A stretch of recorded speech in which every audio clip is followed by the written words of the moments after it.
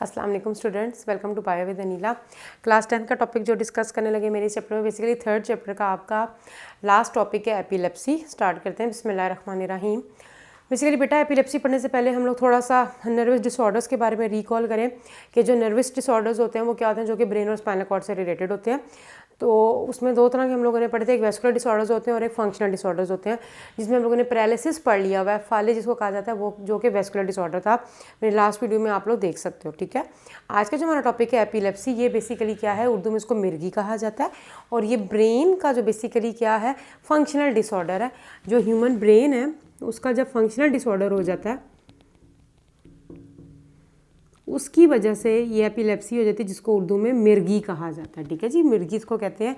और ये ब्रेन का फंक्शनल डिसऑर्डर है। ब्रेन किसी वजह से सेंसलेस हो जाता है, जिसकी वजह से वो पूरी बॉडी की तरफ सही तरीके से मैसेज होता है वो कन्वे नहीं कर पा रहा होता, या बहुत ज़्यादा मैसेज होता है वो कन्वे करना शुरू हो जाता है, जिसकी वजह से abnormal basically nerve impulse generation हो जाती है कि एक नॉर्मल जिस तरीके से ब्रेन को पूरी बॉडी को मैसेज देना चाहिए वैसे नहीं देता, ब्रेन एबनॉर्मली बिहेव कर रहा है या ब्रेन का कोई ख़ास पार्ट एबनॉर्मली बिहेव कर रहा है, जिसकी वजह से क्या होता है कि बॉडी के उस पार्ट तक या पूरी बॉडी में मैसेज आता है तो ऑटोमेटिकली एपिलेप्सी या मिर्गी की बीमारी हो जाती है। अब होता क्या इसमें, बेसिकली बेटा इसमें दौरा सा पड़ता है जिसको सीज़र कहा जाता है। एक अनप्रोवोक सीज़र होता है, अनप्रोवोक कहते हैं जिसको उभारा ना जाए, खुद ब खुद ही जो होता है हमारे पास एकदम से दौरा या अटैक्स होता है। सीज़र कह लीजिए या अटैक कह लीजिए, बेसिकली एपिलेप्सी में हमारे पास क्या होता है, सीज़र हो जाता है। सीज़र का मतलब होता है कि एकदम से अटैक होता है, ये दौरा पड़ता है, जिसके बाद बेसिकली बेटा जब ये अटैक ख़त्म हो जाता है तो क्या होता है, उसके बाद कन्वल्जन्स स्टार्ट हो जाती हैं। कन्वल्जन्स कहते हैं कि झटके लगना शुरू हो जाते हैं बॉडी में। बेसिकली एपिलेप्सी या मिर्गी के अक्सर आपने इर्द गिर्द पेशेंट्स को देखो तो उनको पता नहीं चलता, अचानक से ही किसी वजह से वो फेंट हो जाते हैं, उनकी मुंह से झाग निकलना शुरू हो जाती है, हाथ पाँव बिल्कुल मुड़ जाते हैं और गले से भी अजीब सी आवाज़ आ जाती है। तो अक्सर ये लोग दांतों को कस के बंद कर लेते हैं, इनका जबड़ा कस के बंद हो जाता है। और कभी कभी खुदा ना खास्ता ऐसा होता है कि ज़बान भी जो होती है उनके दांतों के अंदर आ जाती है।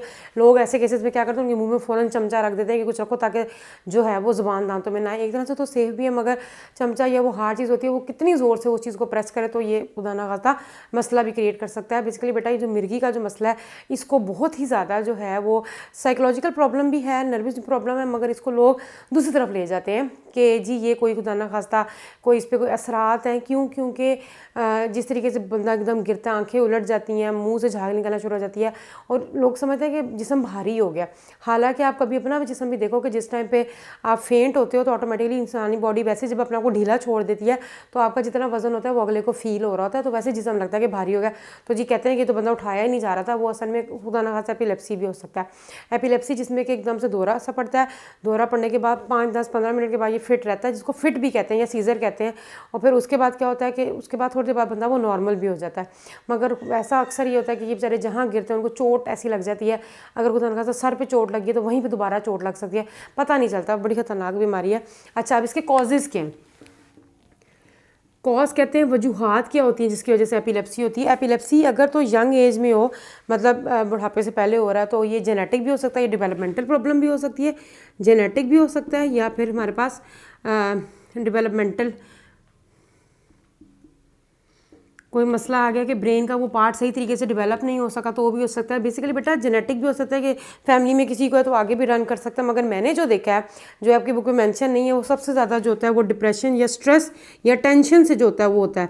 अगर जिन लोगों को मसला होता है एपिलेप्सी का, तो मैंने तो अपने इर्द गिर्द अक्सर ही देखा कि उन फैमिलीज़ में अक्सर जिस बच्चे को मसला है, कोई लड़ाई वगैरह का आंसर घर में होता है तो उसको फ़ौरन दौरा पड़ जाता है। इसका मतलब होता है कि कहीं ना कहीं जेनेटिक भी जो टेंशन भी जो है, ये डिप्रेशन भी जो है वो इस चीज़ में, स्ट्रेस बहुत ज़्यादा जो है वो काउंट करता है एपिलेप्सी के सीज़र में। प्लस बेसिकली बेटा क्या होता है कि अगर तो 40 ईयर्स के बाद हो जाए, लोगों में बुढ़ापे में भी जाके एपिलेप्सी अचानक से स्टार्ट हो जाता है, वो सिर्फ इस वजह से होता है कि खुदा ना खास्ता कि कभी कोई सर पे चोट लगी हो या खुदा ना खास्ता ब्रेन में ट्यूमर बन जाए, उसकी वजह से जो होता है वो एपिलेप्सी जो होती है वो स्टार्ट हो सकती है। कोई ब्रेन में इन्फेक्शन हो गया, ऐसे बहुत सारे कॉजेज़ हो सकते हैं। मैंने एक डॉक्यूमेंट्री देखी थी जिसमें कि एक औरत को उनके वुमेन के उनको अचानक से एपिलेप्सी स्टार्ट हो गई थी। क्योंकि उन्होंने कोई ऐसा मीट खाया था जो कि अनकुक था, एक एनिमल का लार्वा जो था वो उनके ब्रेन के उस जगह पे जाके बैठ गया था और मल्टीप्लाई करना शुरू हो गया था, जिसकी वजह से बेसिकली बेटा 12 to 13 लार्वा हो गए थे और वो एक ब्रेन की खास जगह पे जाके उन्होंने रिप्रोडक्शन स्टार्ट कर दी थी, जिसकी वजह से उनको एपिलेप्सी के फिट्स पड़ गए थे, फिर उनको ऑपरेट हुआ था तो एपिलेप्सी खत्म हो गई थी। तो ये भी वजह हो सकती है। तो आफ्टर 40 ईयर जो हो सकता है वो एपिलेप्सी जो होती है वो कोई हेड ट्रॉमा हो गया, ट्रॉमा कहते हैं कोई इंजरी, कोई चोट लग गई है, उसकी वजह से भी मिर्गी हो सकती है, या फिर कोई इन्फेक्शन हो जाए, या ऐसा होता है कि कोई चोट लग गई है, कोई एक्सीडेंट हुआ है तो उसके बाद भी कोई ब्रेन का वो ऐसा डैमेज हो गया तो उसके बाद भी एपिलेप्सी हो सकती है। अभी जो एपिलेप्सी है इसका बेसिकली इलाज नहीं है। ऐसे पेशेंट्स को ये होता है कि डेली बेसिस पे मेडिसिन खानी पड़ती है, मेडिसिन खाते रहेंगे तो जो दौरे का दौरानी है वो कम हो जाएगा। मतलब कि अगर पहले हफ्ते में पड़ जाते हैं 2 दफ़ा, तो फिर ये होगा कि महीने बाद या 6 महीने बाद भी जो होता है वो डिपेंड करता है कि उनको अटैक हो। मतलब ये ज़रूरी नहीं होता कि बिल्कुल ख़त्म हो जाए, बस ये कि ये मेडिसिन जो है उसको वक्ती तौर पे उस सीज़र को रोक सकती हैं।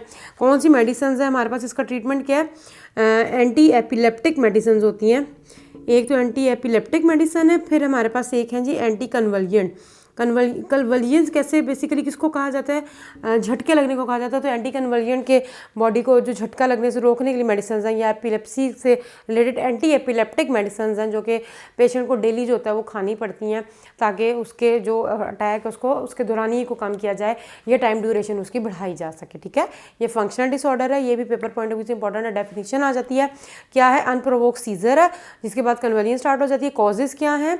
जो जवानी में है वो तो हमारे पास जेनेटिक है या डेवलपमेंटल है या टेंशन या स्ट्रेस है। और आफ्टर 40 ईयर्स जो है वो हमारे पास क्या आ जाते हैं इसके?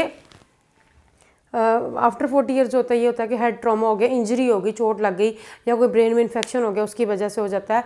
और बेसिकली बेटा इसका ट्रीटमेंट क्या है कि मेडिसिन खानी पड़ती है एंटी एपिलेप्टिक और प्लस एंटी कन्वर्जेंट मेडिसिन जो होते हैं ऐसे पेशेंट्स को दी जाती हैं। ठीक है, आज आप लोगों का जो है वो 3rd चैप्टर हम लोगों ने कंप्लीट कर लिए। खैर से अब इंशाल्लाह नेक्स्ट वीडियो में हम लोग नेक्स्ट चैप्टर को डिस्कस करेंगे। आई होप कि आप लोगों को ये चैप्टर सारा समझ आ गया होगा। बेसिकली बेटा नेक्स्ट वीडियो तक के लिए चलें, अल्लाह हाफ़िज़, दुआ में याद रखिएगा।